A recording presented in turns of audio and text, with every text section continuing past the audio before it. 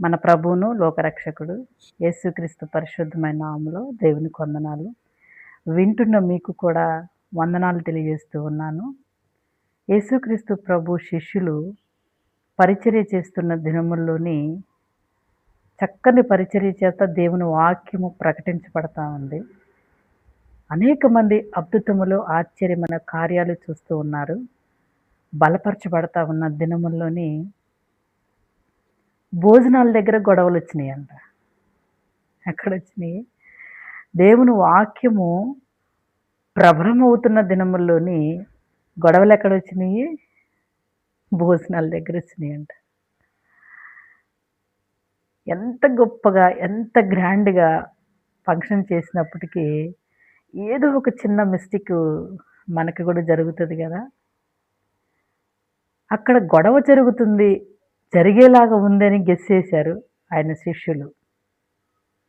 Guess చేసి ఈ పరిచర్య ఆగిపోతదేమో అని భయపడలేదు. ఈ ప్రార్థన ఆగిపోతదేమోనని భయపడలేదు. ఈ పరిచర్య ఆగకుండా సాగిపోవటానికి మరొక ఉన్నతమైన ఆలోచన కలిగి ఉన్నారు. కలిగి ఆ ఊరి ప్రజలతో మాట్లాడుతూ ఉన్నారు. మీలో ఎవరైనా మంచి మనసు కలిగిన వారు భోజనం పంచిపెట్టాలంటే ఏముండాలండి? మంచి మనసు ఉండాలి.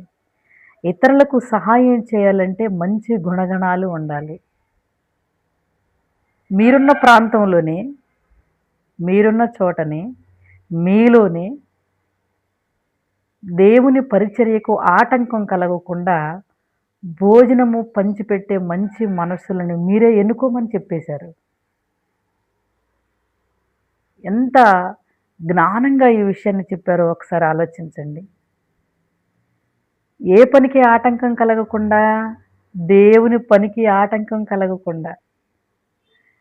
ఎంత తెలివిగా ఆ సమయాన్ని, ఆ మనుషుల్ని, అక్కడున్న మనుషుల్ని, మనసుల్ని ఆకట్టుకున్నారో చూడండి. చిన్న విషయంలోనే గొడవలు పడతా ఉంటారు. చిన్న విషయంలోనే పెద్ద పెద్ద ఇష్యూ చేసుకొని తినటానికి రాబోయేసరికి దాన్ని కాలదన్నేస్తూ ఉంటారు. ఆయన బిడ్డలకి యేసయ్య ఎంత గొప్ప జ్ఞానం ఇచ్చాడు.